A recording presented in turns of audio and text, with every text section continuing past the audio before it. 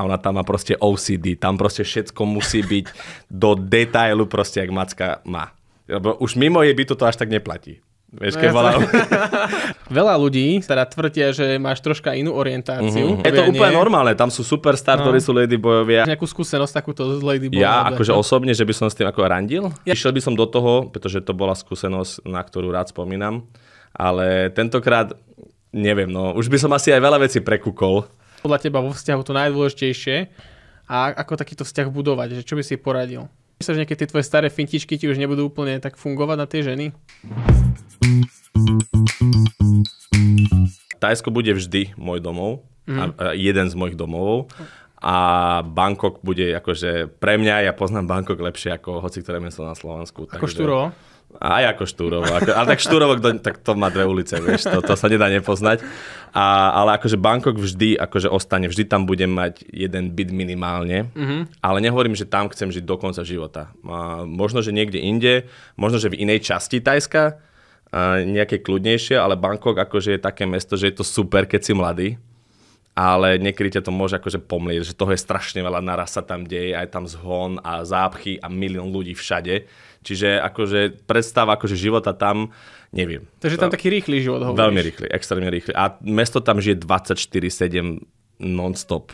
Čiže to je jedno, či sú 4 hodiny ráno a ty si hladný, môžeš ísť do mesta, sa všetko je otvorené. Či je ráno, či je večer, vždy sú tam zápchy, vždy je všade veľa ľudí.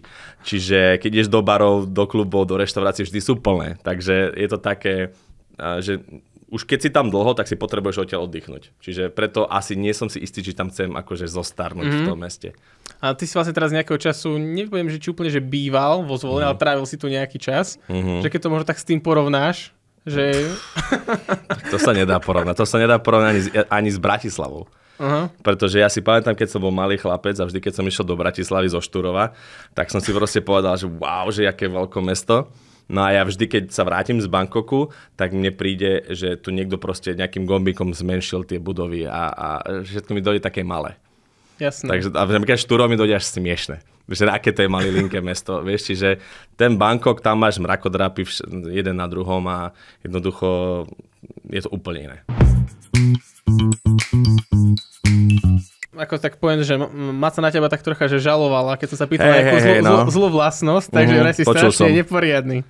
A tým, že vlastne v Bangkoku máš upratovačku, tak tu si na to nebol zvyknutý, že treba po sebe upratovať. Ja si myslím, tak že Macka trošku preháňala. Že to sa chcem spýtať, že by sa môžeš obrániť a prípadne teraz môže ty dať takú kontru, že čo tebe napríklad, hej, no, že nie je dôvod rozchodu, ale niečo, čo ti vadilo. To ti hneď poviem. Takto, čo sa týka toho bordeliarstva, ak sa to dá tak povedať, tak áno, som akože viacej bol, akože má z časti pravdu, áno má. A nevytkneme to úplne, pretože áno, mám upratovačku, áno, nenávidím upratovať, ale väčšina, akože toto, čo ona povedala, pochádza z toho, keď ja som bol u nej v byte a jej byt je proste jej kráľovstvo a ona tam má proste OCD, tam proste všetko musí byť do detailu proste, jak macka má. Lebo už mimo jej bytu to až tak neplatí. Vieš, ale u seba doma musí mať všetko čisté, krásne, ona je veľmi čistotná, takže áno, robil som také veci, jak spomínala, že som nezasúval stoličku a nechával som fén zastrčený v stenu. Áno, robil som to, priznávam sa. Ale že by som bol nejaký, že akože extrémny, že špinoš, to zase podľa mňa nie je. No a čo tebe teda vadilo? Nejaká taká možno vlastnosť, alebo si povedal, že povieš to presne? Čo mi vadilo? To, že sa s ňou nedalo na ničom dohodnúť. Akože na nejakej aktivite. Pretože sa s ňou môžeš dohodnúť na niečom a za 30 minút sa to 8-krát zmení. Ale inak to mám podobnú skúsenosť.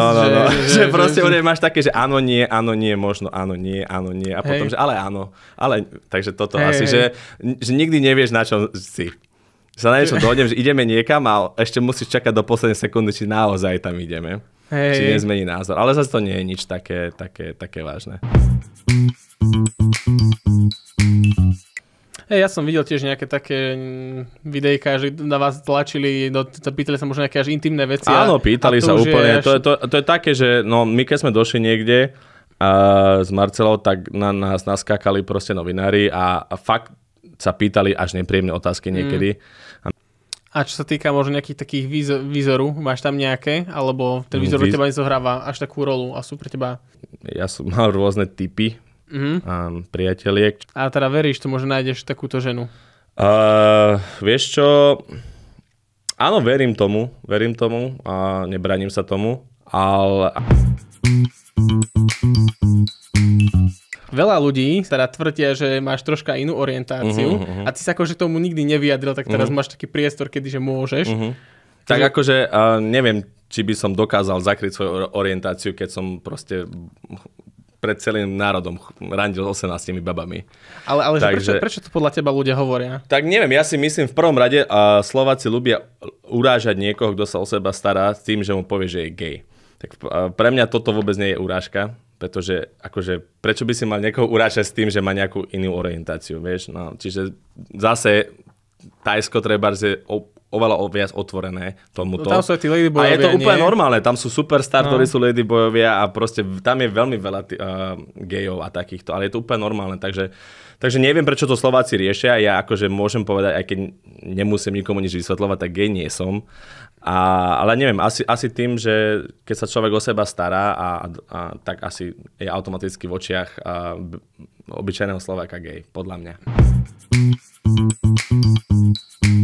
Ty si teraz tú tému ladyboyov, neviem, či sa má na toto pýtať. Kľudne sa pýtaj. A máš nejakú skúsenosť takúto z ladyboyov? Ja akože osobne, že by som s tým ako randil? Ja neviem. Nie, akože nie, nemal, ale mám kamarátku, dve, ktoré sú akože ladyboy. A jedna je akože úspešná biznismenka v Thajsku a druhá je superstar ako moderátorka. Jedna z najznámejších v celom Thajsku. A je ladyboy. A proste poznáme sa, lebo sme natáčali. Ešte keď som došiel do Thajska, taký projekt sa to volal, že Wrong Say Do.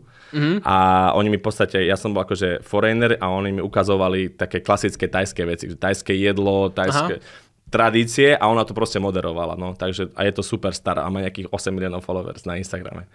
Takže vieš, zase nejaká slovenská toto, že ladyboy nemôže byť tak zase to je taká nejaká... No jasné. Vieš, čiže poznám, ale akože ja som s nimi nerandil. No. Nie je to nič ako... Pre teba. Spätne, išiel by si do tej rúže znova? Po tomto všetkom, čo si prežil? Išiel by som do toho znova, určite áno. Tentokrát, ale by som si to asi viacej užíval. Pretože som bol naozaj vystresovaný s tým, že to bola jednak prvá séria, jednak tá zodpovednosť, všetko čo okolo toho, proste ja som bol stredobodom toho celého a veľmi som si to zabudal vychutnávať. Jednoducho som to bral ako job. Lebo to bol job v podstate, vieš, máš milión vecí, ktoré musíš za deň spraviť a máš to naskedžlované, takže išiel by som do toho, pretože to bola skúsenosť, na ktorú rád spomínam, ale tentokrát neviem, no, už by som asi aj veľa vecí prekúkol, čiže už by som asi aj nebol vhodný kandidát s tým, že už sa na tie veci, na tie rande, na tie hádky, už by som sa inak pozeral. Tým, že vidím zákulisie, viem, ako sa to strihá, poznám týchto všetkých ľudí, čiže už by som nebol vhodný kandidát. Už viem príliš veľa. Po roku plnom emócií, alebo taký kolotoč emócií to bol vyslovene, čo by, keby máš teraz našim divákom povedať, že čo je podľa teba vo vzťahu to najdôležitejšie a ako takýto vzťah budovať, že čo by si poradil? Lebo že teraz máš toľko skúseností, čo má niekto za celý život možno.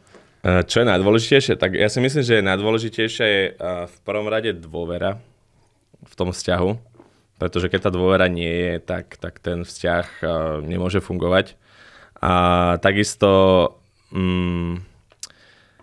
myslím si, že čím pomalšie do toho vzťahu ideš, čo najviac toho človeka spoznať, predtým, než začneš robiť nejaké dôležité rozhodnutia, ktoré môžu byť typu, že idem s tým človekom bývať a tak.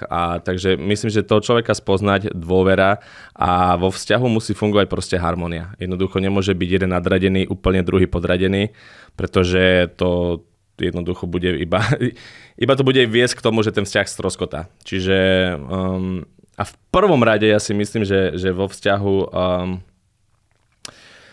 kvázi ty musíš tie svoje akože potreby dať až na to druhé miesto jednoducho. Vždy ten tvoj partner, máš ho podporovať, pomáhať mu a posúvať sa spolu dopredu. Pokiaľ to tam nie je, že proste každý si snaží tie svoje potreby akože dať na prvé miesto, že ty mi pomáhaj, ty ma v tomto podporuj, tak jednoducho zase to stroskotá. Čiže tá harmónia v tom vzťahu proste musí fungovať. Dobre, ja máš takú úplne najviac bonusovú otázku, čo tu máme. Skrze toho, že teraz vlastne rúža a všetko, že teraz keď už budú nejaké tie vzťahy, že nebojíš sa, že nejaké tie tvoje staré fintičky ti už nebudú úplne tak fungovať na tie ženy? Ale ja som žiadne finty nemal. Ja som nemal žiadne finty na ženy. Jednoducho to, že vieš viesť nejakú konverzáciu a že vieš proste zaujať tú osobu, to podľa mňa finta nie je. To je niečo, čo buď to máš, alebo nemáš, ale sa to vieš naučiť samozrejme. Čiže akože ja nejaké finty alebo triky, aby som oblbol babu, som nikdy nepoužíval. Takže ja som aj v show bol sám sebou, aj teraz som sám sebou a jednoducho, keď proste mi nejaká baba povie, že toto si hovoril aj v rúži, no tak som to hovoril, lebo vieš, predstav, že ty si povedal nejakej babe na rande, že si takýto a toto, vieš, aby si ju, ja neviem, opantal, vieš, a potom to povieš aj druhé, pretože reálne si taký, vieš, tak potom prečo, vieš, že typy, no tak. Jasné. Chápeš. Dobre, za mňa sme v podstate vyčerpali všetky otázky. Tiež teraz veľmi pekne ďakujem, že si tu bol. Ďakujem za pozvanie. Vidíme sa na budúce. Čaute, ahoj.